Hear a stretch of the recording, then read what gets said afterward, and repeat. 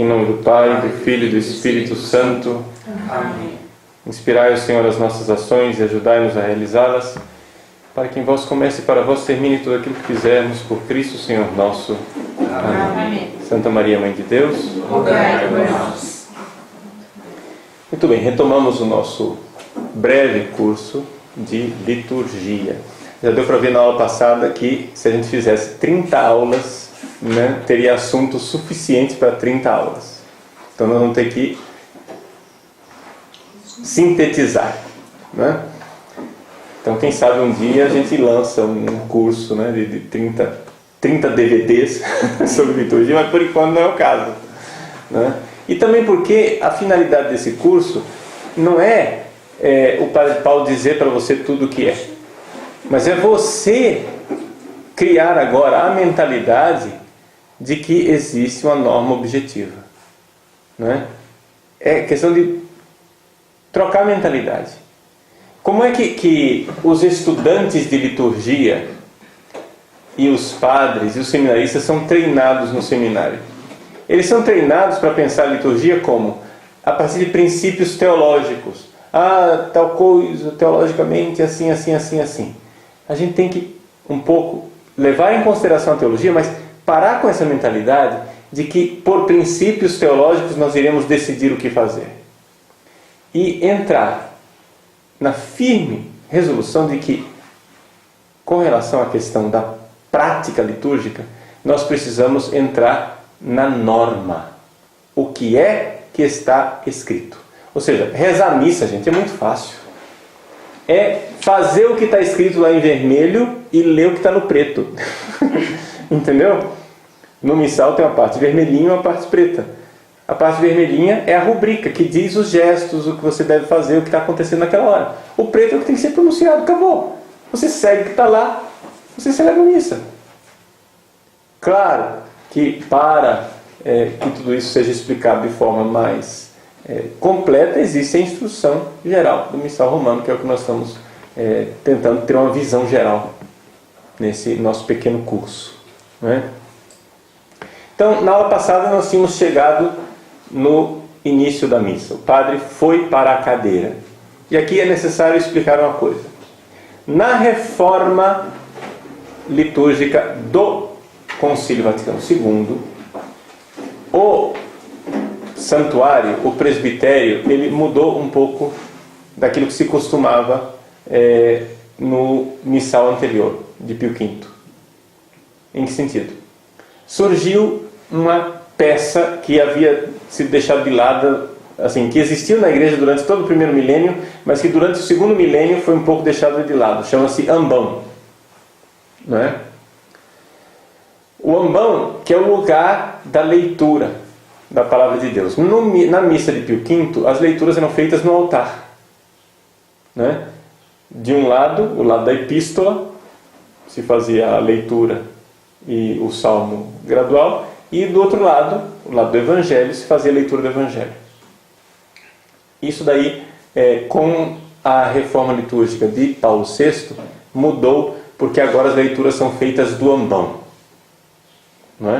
Então, digamos assim, geograficamente falando, agora o presbitério adquiriu 3 polos de atenção. Antigamente era tudo no altar. Agora existem 3 polos de atenção. O primeiro é a cadeira, a sede presidencial. O segundo, o ambão. E o terceiro, e mais importante, evidente, o altar. Mas, para a gente entender a dinâmica da missa, o padre inicia a missa da cadeira, da sede presidencial. Porque ali ele está exercendo a sua função de rei. O Cristo é rei, profeta e sacerdote. É rei na cadeira, no trono. Profeta no ambão, mesa da palavra. E sacerdote no altar. Então o padre, ele representa o Cristo, sacerdote, profeta e rei.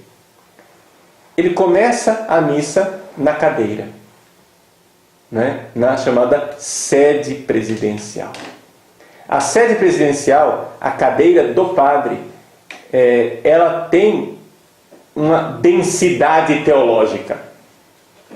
Ela é importante teologicamente. Ela não é uma cadeira qualquer. A cadeira do padre, a cadeira do presidente, não deveria ser usada por ministros da comunhão, em celebrações na ausência de padre.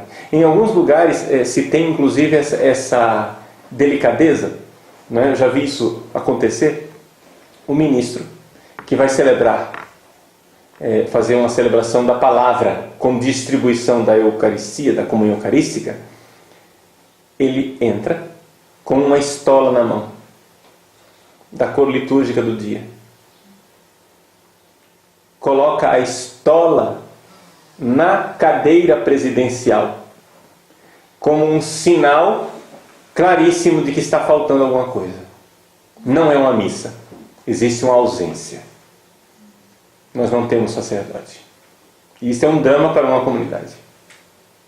Não pode ser considerado uma coisa normal. Não pode ser considerado uma coisa do dia a dia. Por quê? Porque o normal é a missa, é a celebração do mistério da paixão, morte e ressurreição do nosso Senhor Jesus Cristo. Então, e aí o ministro da comunhão evita fazer coisas que pareçam que é uma missa. Por exemplo, em alguns lugares, e isso é a orientação da própria Santa Sé, né? Existe um documento de interdicasterial, ou seja, de várias congregações, que fala do auxílio prestado pelos leigos ao ministério sacerdotal, e lá eles falam claramente que deve-se evitar essa coisa do ministro celebrar como se fosse uma mini-missa. Que até o ministro fique fora do presbitério o quanto puder. Então, por exemplo, inicia-se a celebração e ele desce, volta para o banco junto com os outros. Aí alguém vai lá e faz a leitura e desce. Alguém vai e proclama o Evangelho e desce. Ou seja, não fica ninguém no altar, porque não é uma missa.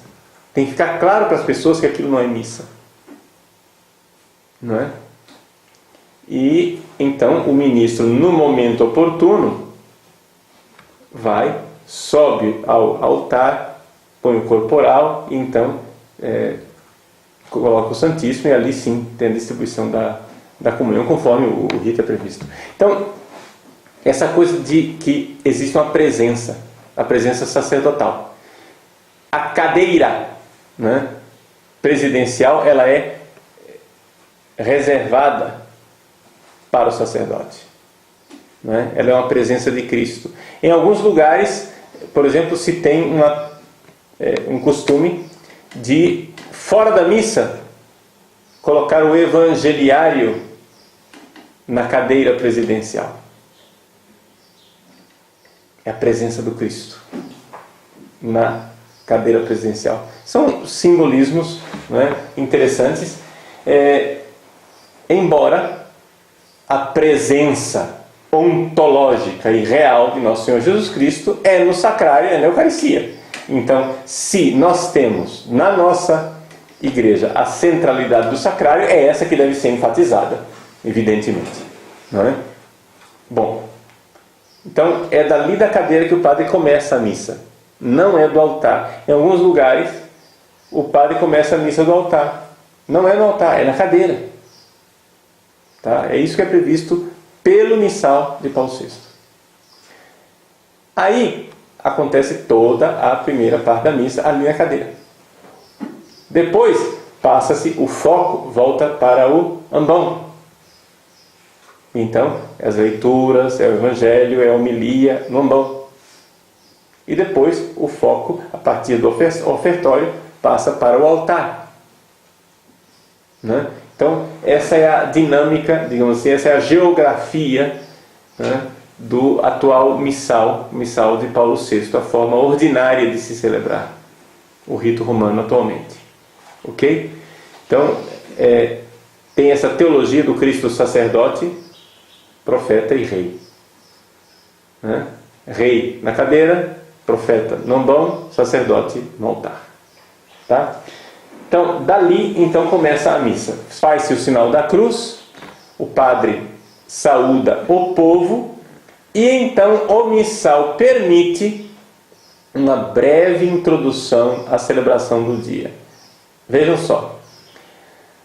Por influência dos folhetos litúrgicos, o que é que se instituiu no Brasil? Um negócio completamente diferente daquilo que está no missal. O chamado comentário inicial.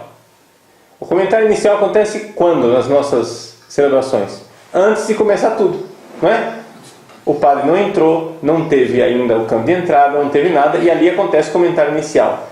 Este comentário inicial ele não é previsto pelo missal e não é previsto ali. Qual seria o início de uma missa, né? Conforme o que está no missal e conforme aquilo que tradicionalmente nós temos? Não se diz nada para começar a missa.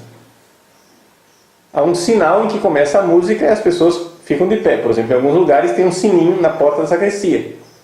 O padre está pronto para entrar, né? O coroinha puxa o sino, e aquele sino é o sinal das pessoas ficarem de pé e o ministério de música começar a cantar, sem se dizer nada. Ah, mas não vai acolher as pessoas, não vai dizer alguma coisa? Vai, mas quem vai fazer isso é o padre. Entende?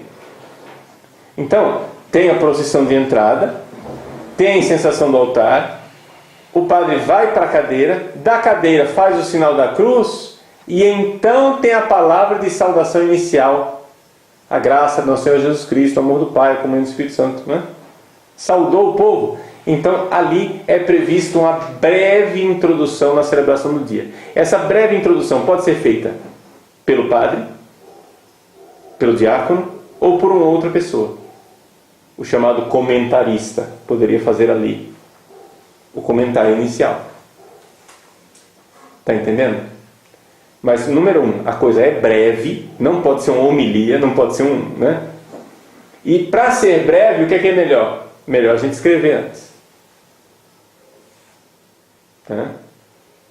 Melhor escrever, é um paragrafinho. Né? Pequenino. Ou então, isso é uma coisa facultativa, ou então você pode passar direto para o ato penitencial. É o que eu costumo fazer. Né? Nas minhas missas, assim, sistematicamente eu faço o sinal da cruz, saúdo o povo, diz, irmãos, reconheçamos as nossas culpas para celebrar os santos mistérios. E começo o ato penitencial. E o povo fica tão agradecido. Porque, gente, nós católicos estamos enfarados com essa coisa de comentário. Ninguém mais presta atenção nesse negócio de comentário. Aquilo é uma tortura, é uma verborreia, é um negócio que não tem fim. A missa perde o ritmo. Né? O que é comentário? Comentário é o momento em que você desliga e se prepara para ouvir as leituras. Ninguém presta atenção naquilo. Na prática, em geral, vira isso. Né? Então, parar com essa história de explicação, esse excesso pedagógico que transforma a missa numa sala de aula. Tudo precisa ser explicado. Tudo precisa ser explicado.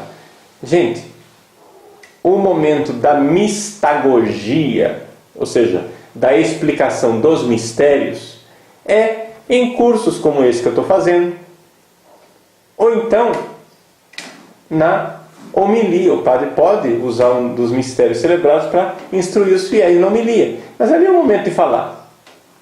Então, de uma forma geral, não é? Eu, quando celebro missa, eu falo num momento, chama-se homilia.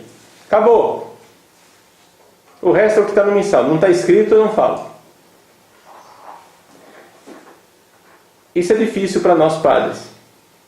Eu vou dizer por quê. Porque a gente é quase que treinado. Né? Eu tenho 18 anos de padre. No início eu fiz muita estripulia no altar. Né? Eu falava muito, inventava assim, monições, exortações, parava para explicar as coisas, etc. Agora eu parei de fazer isso. Primeiro porque o povo está cansado disso. Mas é necessário nós padres termos uma disciplina Porque quando a gente toma uma firme decisão de não falar nada na missa, no fundo a gente sente como se, puxa vida, mas eu não vou falar nada, está faltando alguma coisa, a gente como se tirasse um pedaço da gente, né? Então é necessário essa coisa de ter uma disciplina, de dizer, não, eu vou ler o que está no missal. E aí acontece o ato penitencial. Tá?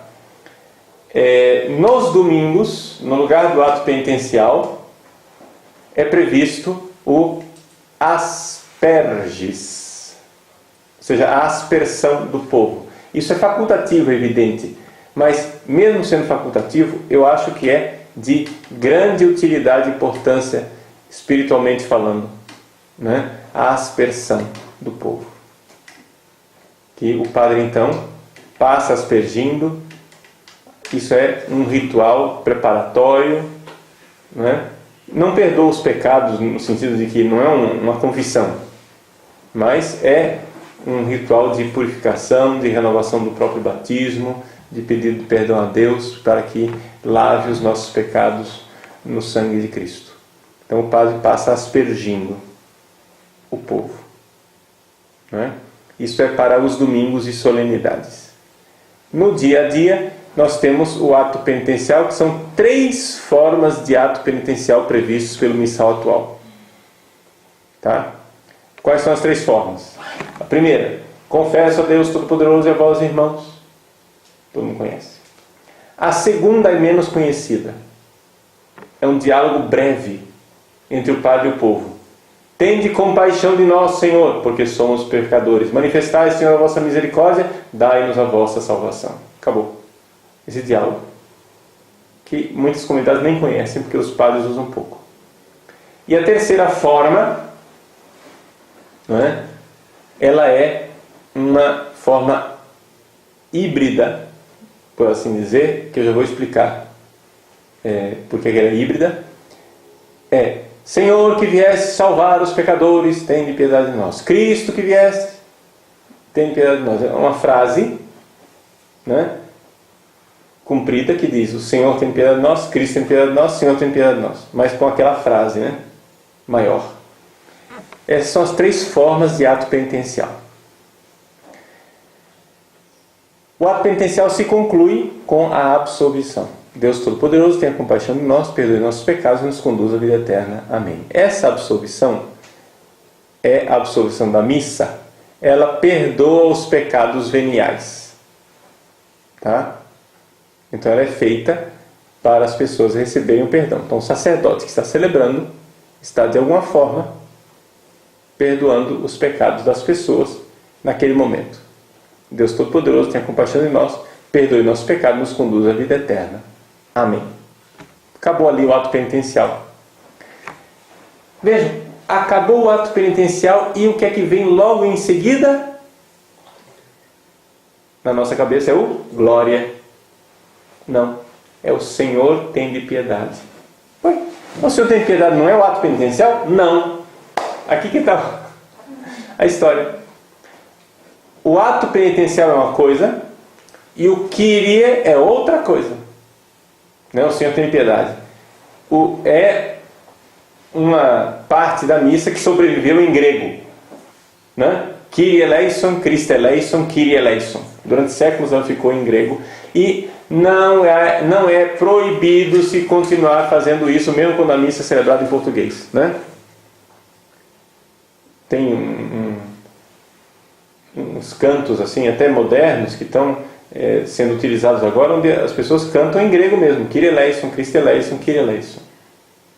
É bonito, né? É uma tradição de 2000 anos cantar o Kyrie na missa. Ah, mas o povo não sabe o que é. Gente, o povo não precisa saber tudo. E além disso, o povo tem que aprender também. Entende?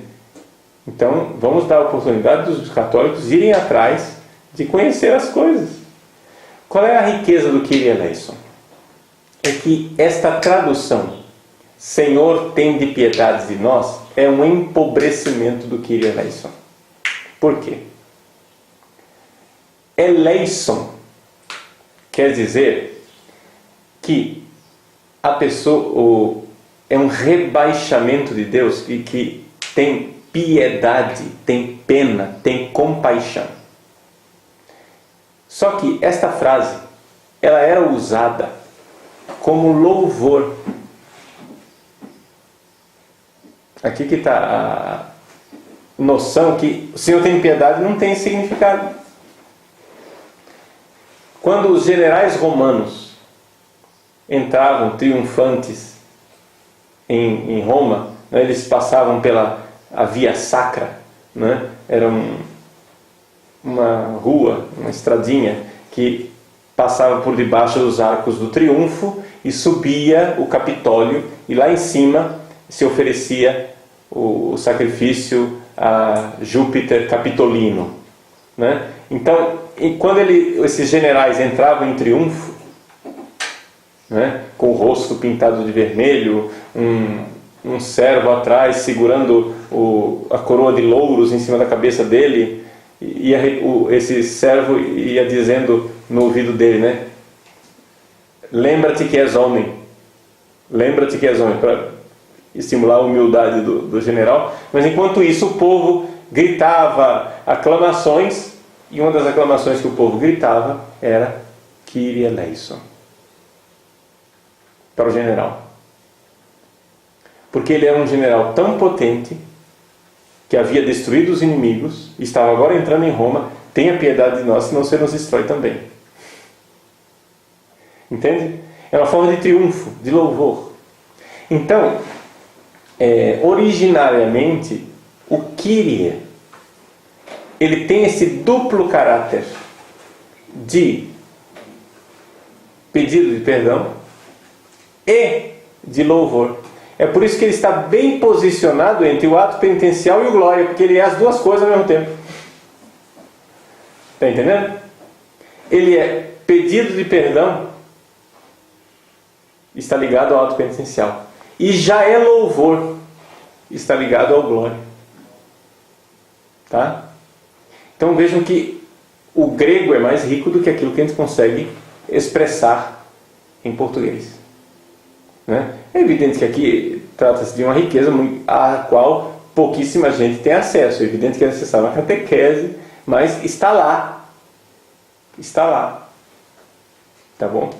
Então, por isso que eu falava que aquela terceira forma é uma forma híbrida. Porque ela coloca dentro do ato penitencial o Kyrie. Entendeu? Ou seja, dentro do ato penitencial, Senhor que viesse salvar os pecadores, tende piedade de nós. Isso é um ato penitencial com o Kyrie enxertado dentro dele. Então você faz, nessa terceira forma, você faz ao mesmo tempo o ato penitencial e o Kyrie. Isso é importante para o pessoal de música. Atenção para o pessoal da música. Quando você vai somente cantar Senhor, tende piedade, né? Vamos supor, sei lá, você canta Senhor, tende piedade de nós. Só isso. Isto não é o ato penitencial. Isto é somente o Kyrie. Então é necessário avisar ao celebrante: Padre, o senhor puxe, por favor, o ato penitencial. Confesso a Deus Todo-Poderoso e a vós, irmãos. Deus Todo-Poderoso, tenha compaixão de nós, perdoe nossos pecados, conduz a vida eterna. Amém. Acabou o ato penitencial? Senhor. Entendeu? Aí entra o Senhor tem piedade. Isso está escrito no missal. É assim. Não é o critério do Padre Paulo, não é... Entende? Eu estou ensinando para vocês uma norma objetiva. Então, só o Senhor piedade não é o ato penitencial. Tá? Então existem essas três formas.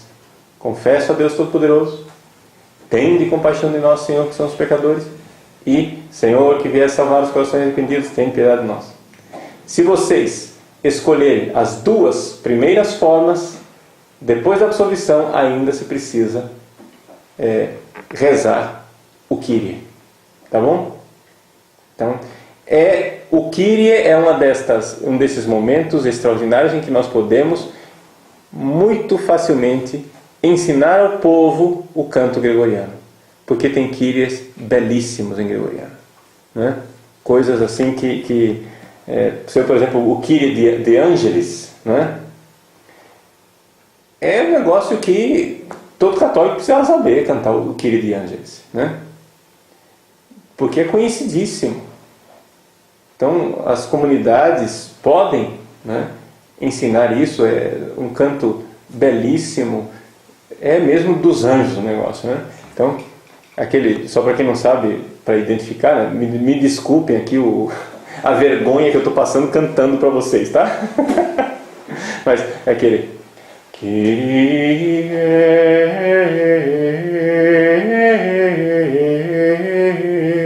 Esse é o Kyrie de Angelis.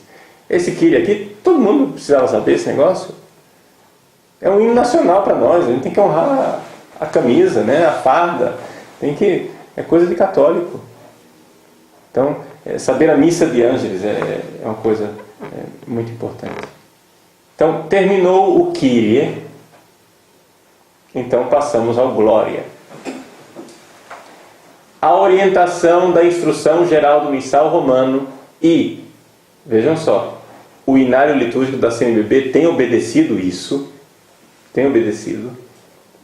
a equipe litúrgica de música da CNBB tem obedecido isso, é que nós devemos cantar o Glória com o texto do Glória.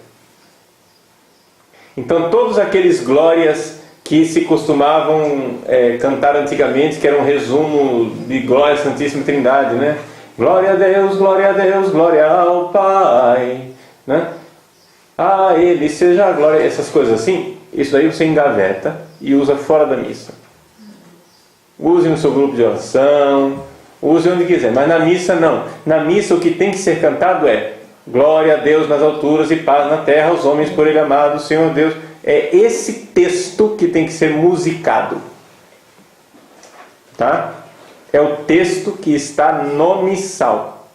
Isso é importantíssimo também para a nossa mentalidade do estudo de música litúrgica. A gente distinguir entre cantar a missa e cantar na missa. A maior parte das pessoas querem cantar na missa, só que a gente tem que cantar a missa. Entende? Nós temos que cantar os textos que estão lá no missal, sem inventá-los.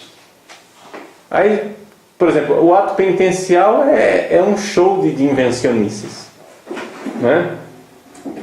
É para cantar o texto que está no missal. Não está no missal, então não é ato penitencial oficial da igreja. É aquilo que está no missal, as palavras que estão no missal. Tá? Isso vale para os outros cantos também, por exemplo, o santo, né?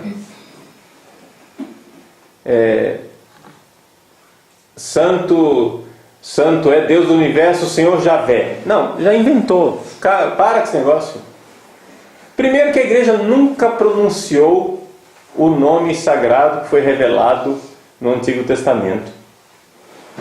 Não se pronuncia na missa, na liturgia. Né? Segundo, que você tem que cantar o texto aprovado que está lá no missal. Né? Então é santo, santo, santo, Senhor Deus do universo. É o que está lá. Não está aprovado? Então, mas eu gosto tanto dessa música. Paciência. Paciência. Vai ter que arquivar. Nós temos que voltar a cantar o texto que está no missal. Então vejam que existe uma série de coisinhas que, se a gente segue a lei, a norma litúrgica, a missa do missal de Paulo VI fica bem diferente daquilo que são os abusos que a gente costuma ver por aí. Então a gente vê que 90% das reclamações não são problemas do missal de Paulo VI, são problemas da aplicação. Se as pessoas pelo menos rezassem o que está lá no missal de Paulo VI, nós já teríamos um ganho litúrgico imenso. E então, depois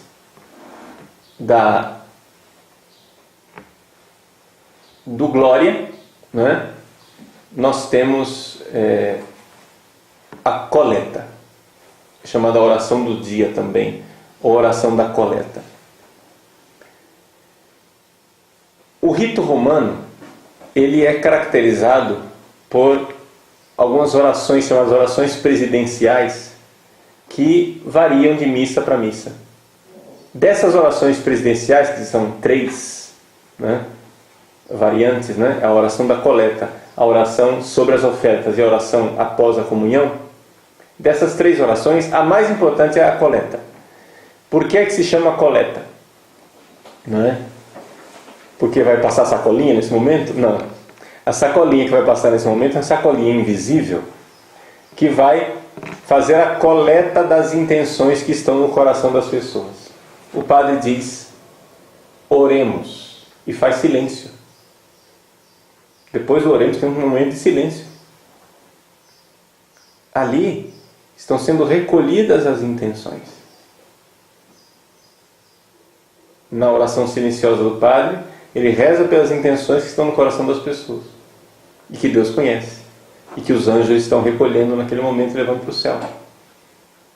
E aí o padre então reza ou canta, né, porque uma oração, como é uma oração importante, muitas vezes ela é cantada, a coleta, e o padre então faz essa oração importante que é a oração do dia. Essa oração é tão importante que ela tem uma conclusão diferente de todas as outras. Ela tem uma conclusão mais extensa, mais comprida. É, por nosso Senhor Jesus Cristo, vosso Filho, na unidade do Espírito Santo. Amém. Essa é a tradução portuguesa atual. Não sei se eles vão mudar com a nova edição do missal, se vão reintroduzir a história por todos os séculos dos séculos. Amém. Porque os séculos dos séculos. Amém, não sei por que retiraram, né? Tiraram os séculos dos séculos, amém. O que eles têm contra os séculos dos séculos? Mas em todos os casos, a gente reza aquilo que está lá aprovado, né? O que foi aprovado concretamente é por nosso Senhor Jesus Cristo, nosso Filho, na unidade do Espírito Santo. Amém. Esta é a oração da coleta. As outras orações, elas se concluem de forma mais breve. Por Cristo Senhor nosso. Amém. Acabou. Entendeu? Viu a diferença? Tá? Uma coisa, isso me dá a ocasião de lembrar uma coisa para vocês. Na liturgia romana, nós costumamos inclinar a cabeça quando se pronuncia o nome de Jesus. O nome de Jesus que eu estou falando aqui é J-E-S-U-S, ou seja, Jesus. Não é vosso Filho, ou então Cristo Senhor nosso, não. Quando aparece o nome Jesus, J-E-S-U-S, Jesus. Ao se pronunciar o nome de Jesus, se faz uma inclinação de cabeça. A pessoa que pronuncia. Então vamos supor, você está cantando Glória, né? Aparece o nome de Jesus no Glória.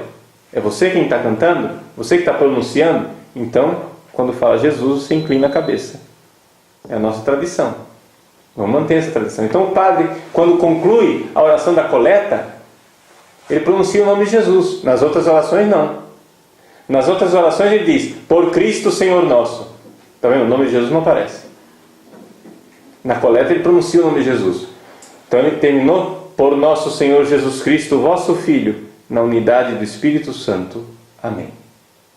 Ele junta as mãos inclinando, porque está pronunciando o nome de Jesus. Dá para entender? Então, todas as vezes que você pronuncia o nome de Jesus na missa, se faz inclinação. Essa é a nossa tradição. Tá? Então, também, para dar a norma completa para vocês, o nome de Jesus, o nome de Maria, M-A-R-I-A, Maria. Né? Não a vossa mãe ou Nossa Senhora, não. Quando pronuncia o nome de Maria, também se inclina a cabeça.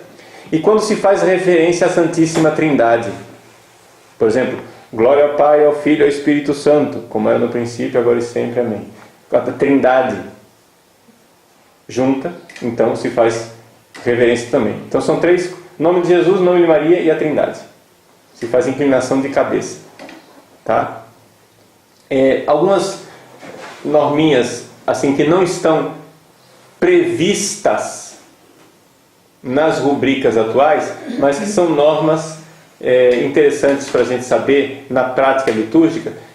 o que é inclinação de cabeça atualmente. Antigamente havia uma distinção entre inclinação de cabeça, inclinação média e inclinação profunda. Agora não existe mais isso, só existe inclinação de cabeça e inclinação profunda. Hoje, na prática litúrgica, inclinação de cabeça é o seguinte: é você olhar para os seus pés usando também um pouco do ombro, né? Você só olha para os pés assim.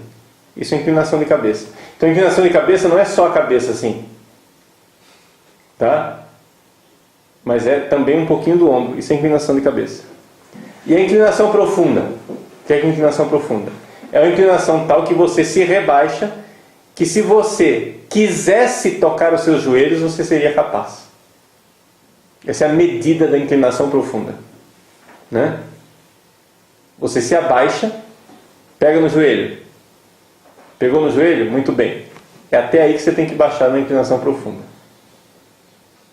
Tá? São pequenas regrinhas práticas, litúrgicas, que não estão, isso é evidente que não está nos livros litúrgicos, mas faz parte da tradição litúrgica que a igreja põe em prática. Então a gente vai ensinando essas coisinhas, meio genuflexão, inclinação, né? Assim a gente vai aprendendo. Tá?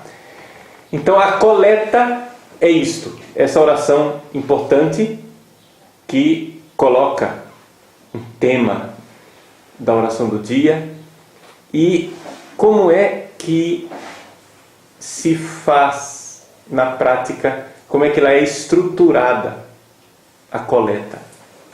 A coleta, isso é bom porque isso também para nós é uma norma de como rezar. Você vai compor uma oração, não você vai escrever uma oração sua, como é que a igreja costuma rezar? A igreja, quando ela ora, quando ela reza, ela usa uma coisa que nós aprendemos com os judeus. É o chamado zikaron. É a recordação. Então, não sei se vocês já notaram isso nas orações litúrgicas. É assim. Nós lembramos a Deus coisas que aconteceram no passado. Pedimos que Ele então olhe para o presente e conceda uma graça para o futuro. Então é assim, por exemplo,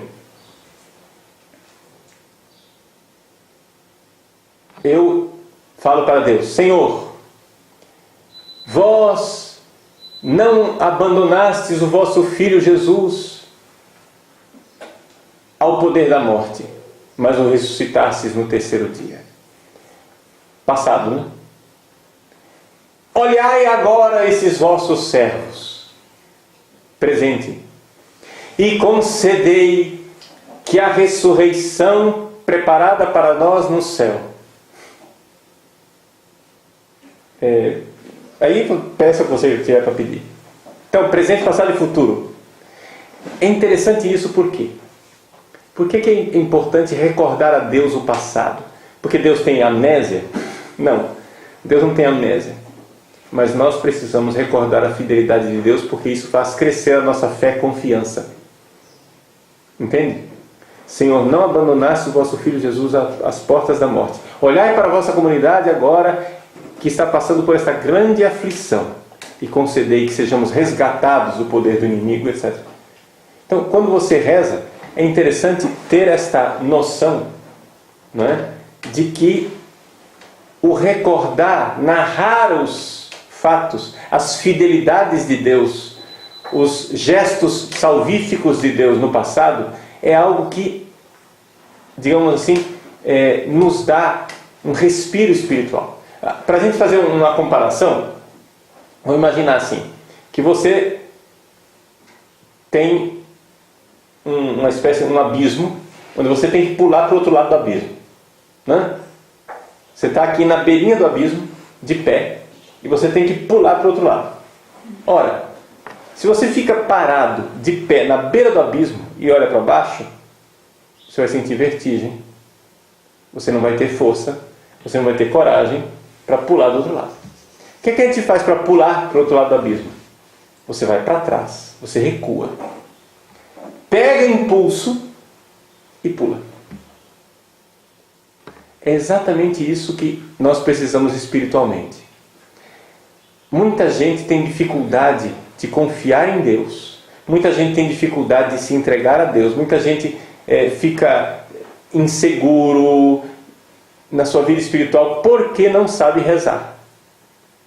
A pessoa reza somente olhando o hoje e fica olhando a dificuldade do hoje e temendo o futuro, né? Hoje e o futuro, hoje e o futuro, hoje e o futuro, hoje e o futuro. O que acontece? Você fica com uma vertigem. Eu não vou dar conta. E se acontecer tal coisa? Então, os momentos de oração, muitas vezes, são momentos de profunda angústia espiritual, onde a pessoa fica fazendo a lista daquilo que ela tem medo que aconteça no futuro. Gente, esse tipo de oração só destrói a alma. Porque aumenta a sua angústia. O que você tem que fazer é narrar as glórias de Deus no passado.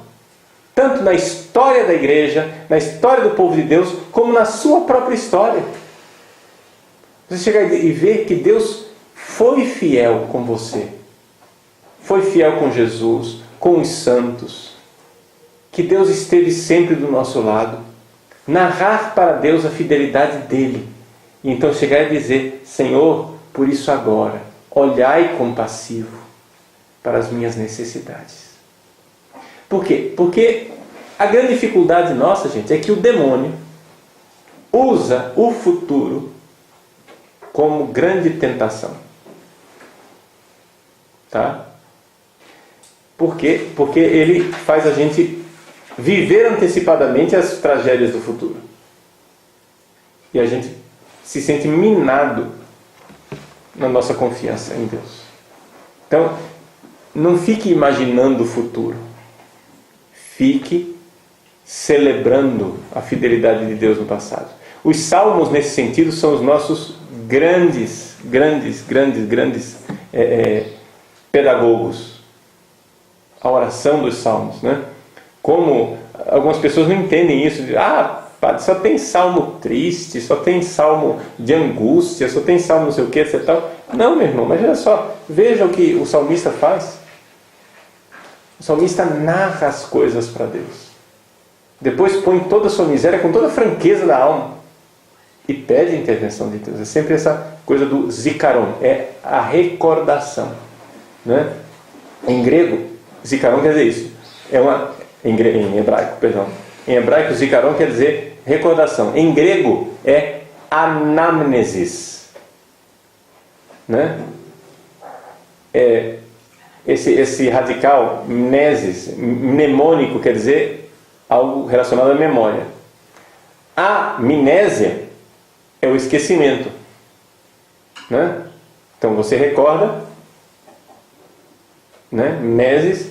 A amnésia você esquece. Agora, a anamnésia, a negação da negação, é tirar do esquecimento. O homem é um animal que se esquece das coisas. Nós precisamos tirar do esquecimento. E na liturgia, nós cremos, atenção, nós cremos que quando na liturgia nós recordamos os eventos salvíficos, eles estão acontecendo. Por exemplo, quando nós celebramos na liturgia Pentecostes, a Assunção da Virgem Maria, celebramos na liturgia a ressurreição de Cristo, a paixão. Então, quando nós celebramos na liturgia um mistério salvífico de Deus no passado, nós cremos que isso está acontecendo no agora, no hoje. Isso é muito importante. Tá? No hoje. Nós, quando vamos à missa, não estamos celebrando coisas do passado, mas nós estamos tornando presente a coisa que aconteceu no passado, no hoje de Deus, no agora de Deus. Então a salvação celebrada está acontecendo. Quando você vai à missa, você está celebrando a paixão, morte e ressurreição de Jesus. É uma realidade presente ali. Tá? Então, é um pouco para a gente ter essa noção de como é que nós podemos e devemos rezar. Né? Isso tem tudo a ver também com a proclamação da palavra. Né? Então, terminou a coleta, nós nos sentamos para ouvir a palavra de Deus. Só uma coisinha para vocês, uma curiosidade. Atenção que os bancos na missa são uma novidade de 500 anos para cá, tá? É uma novidade que foi introduzida mais pelos protestantes do que por nós católicos. As nossas igrejas antigamente não tinham bancos. É que o Brasil só tem 500 anos de história, então para nós, as nossas igrejas todas têm bancos, é evidente. Mas se você for à Europa, você entra na Basílica de São Pedro. A Basílica de São Pedro não tem bancos, é vazia. É um espaço vazio. Os bancos são uma novidade. Aí, por comodidade, né, quando o Papa vai celebrar, então eles vão lá e colocam cadeiras. Mas o Papa termina de celebrar, eles tiram as cadeiras outra vez. Né? Mas por quê? Porque se ficava de pé a missa inteira. Quem sentava na missa, quem tinha cadeira, era o presidente, que era a sede presidencial, onde ele se sentava, porque ele é a presença do Cristo Rei. O resto do povo ficava tudo de pé. Né? Santo Agostinho, por exemplo, se narra, né? ele mesmo fala, em alguns sermões dele, né? Ele está lá, se senta para comentar a palavra de Deus, o povo está lá todo de pé, etc. E como o povo fica de pé, imagina, norte da África, calor, isso e aquilo, e Santo Agostinho, quando fazia sermões compridos, né? Não tinha pressa de acabar. Lá pelas tantas, ele comenta assim que pelo cheiro ele notou que falou demais hoje. O pessoal estava todo suado, o negócio ali devia estar um cheiro terrível, né? Porque as pessoas ficavam de pé, amontoadas ali. Então, é claro, suavam muito mais. Esse tipo Isso é só uma curiosidade, né? Bom, então vem a liturgia da palavra. Na liturgia da palavra, nós ouvimos a palavra de Deus, mas nós sabemos que a palavra de Deus não está sendo somente lida como se fosse uma leitura na escola. Para nós, na nossa fé, nós sabemos que acontece ali aquilo que aconteceu na sinagoga de Nazaré. Quando Jesus pegou o rolo do profeta Isaías, leu e disse: hoje está acontecendo isso que está narrado aqui nessas escrituras. Hoje. Então nós cremos que no hoje, aquilo que está sendo narrado ali é palavra de salvação para nós. Que a palavra de Deus, ela não é uma palavra somente que explica, é uma palavra que faz. A palavra de Deus, ela é eficaz. Quando ela é pronunciada, ela faz acontecer. Deus, quando criou o mundo, por exemplo, ele disse: faça-se a luz. Não é que ele deu uma ordem, ele disse: faça-se a luz. Aí os anjos foram lá e fizeram a luz. Não. O próprio ato de pronunciar fez com que a coisa acontecesse. Faça-se. Ou seja, a palavra constituiu o ser. Então, a palavra de Deus, ela não somente explica, ela faz acontecer. Então, quando a palavra de Deus é pronunciada na liturgia, algo está acontecendo. Né? Temos que perder um pouco essa noção intelectualista de que a liturgia está lá, preciso explicar tudo, ou então pedagogia. Não, nós temos que crer no que está sendo pronunciado. É uma palavra eficaz. Existe então a leitura, né? A leitura é feita do ambão, de um livro chamado Lecionário, e logo depois da leitura existe atualmente o chamado Salmo Responsorial. Tradicionalmente esse salmo era chamado de gradual. Por quê? Porque no primeiro milênio, não é? Enquanto a leitura era feita de lá do ambão, o salmo ele era cantado não no ambão, lá em cima, mas nos degraus do ambão. Né? Havia uma escadaria para chegar lá em cima e ler.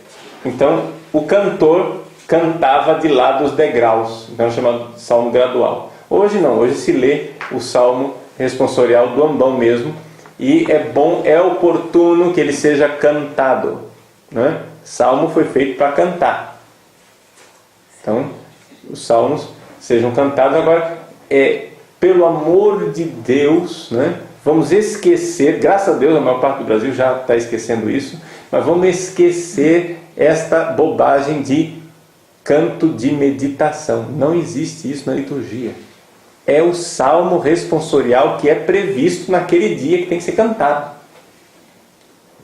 Vamos fazer um canto de meditação, né? Aí pega um cantozinho bonitinho, lento, né? Aí a gente canta aquilo lá. Não tem isso. Existe o salmo responsorial que é cantado.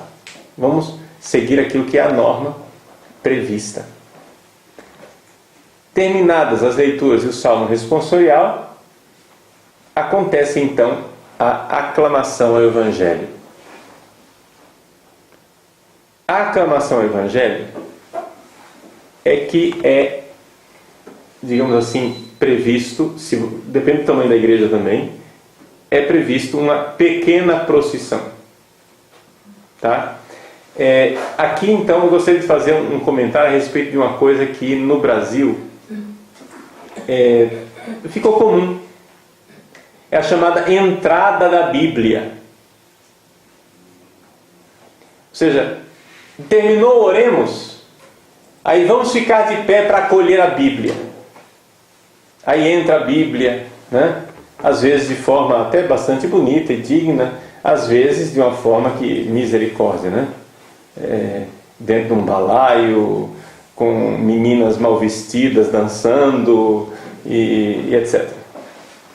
Então, esta entrada da Bíblia não é prevista na liturgia, isso não existe.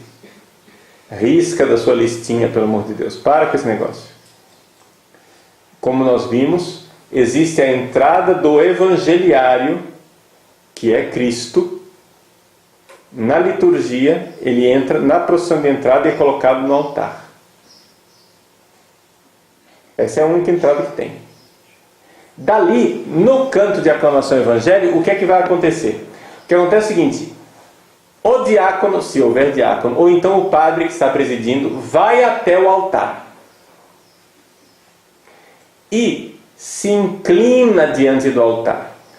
Eu gosto sempre, para que fique bem claro para as pessoas o que é que eu estou fazendo, não é?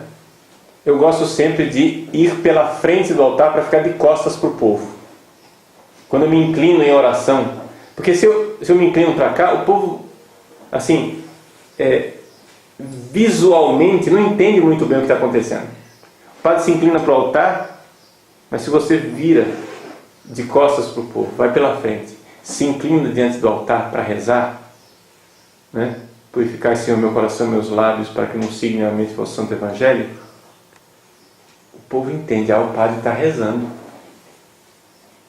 Eu fico ali um tempo inclinado, com aquela inclinação, pego o livro dos Santos Evangelhos e vou em procissão na direção do ambão. Isto é uma pequena procissão que sai do altar e vai até o ambão. Essa procissão, ela existe, né? Qual o significado dessa procissão? Antigamente, no primeiro milênio, o ambão ele era colocado no meio do povo, lá no meio da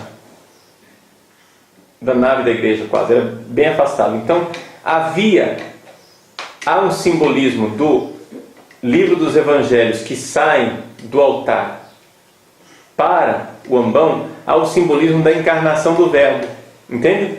Ou seja, o livro dos evangelhos está lá no altar junto de Deus, e ele vai para o ambão, para mais perto do povo, ou seja, é a encarnação da palavra de Deus, é o Cristo, né, que vai e que se encarna. Então é por isso quando a procissão ela é completa com turíbulo, naveta e as tochas, as velas que acompanham a procissão, né, é bonito ver os acólitos sempre simbolizam os anjos.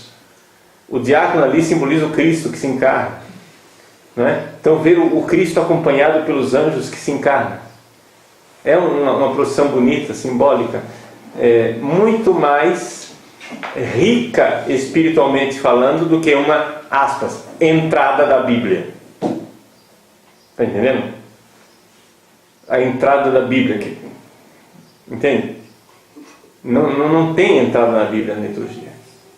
Existe o livro dos Evangelhos, que profissionalmente é levado até o ambão, e ali então acontece isso. Vejam a distinção que a igreja faz entre as leituras e o Evangelho. O Evangelho é proclamado todos de pé, todos voltados para o Evangelho. O Evangelho é incensado, o Evangelho é iluminado pelas velas.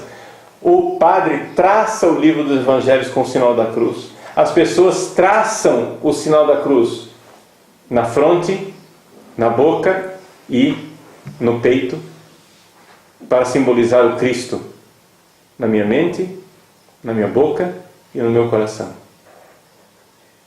É a palavra de Deus que deve estar na minha mente, na minha boca e no meu coração. É evidente que é um símbolo também trinitário, que são 3 cruzes, né? Não se diz nada nesses 3 sinais da cruz.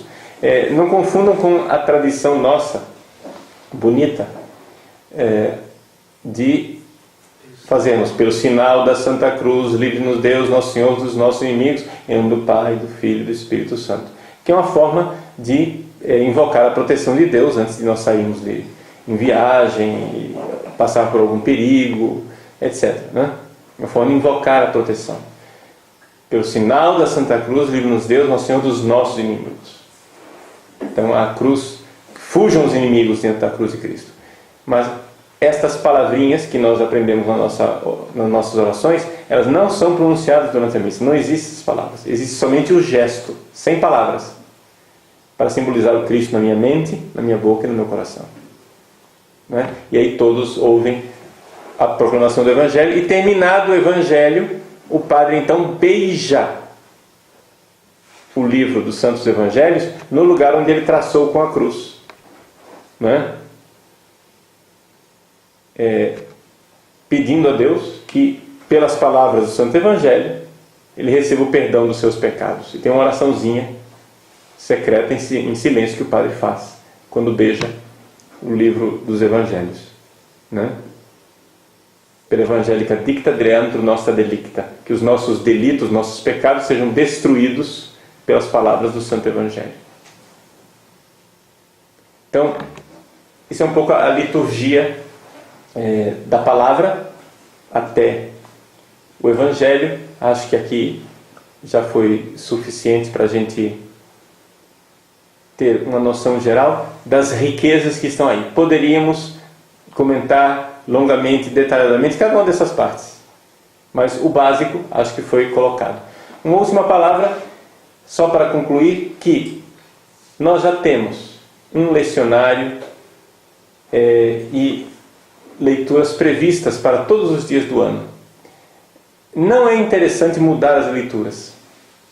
É bom a gente ler a leitura daquele dia que é previsto, a não ser que haja uma razão pastoral muito especial. Mas o normal seria ler a leitura daquele dia.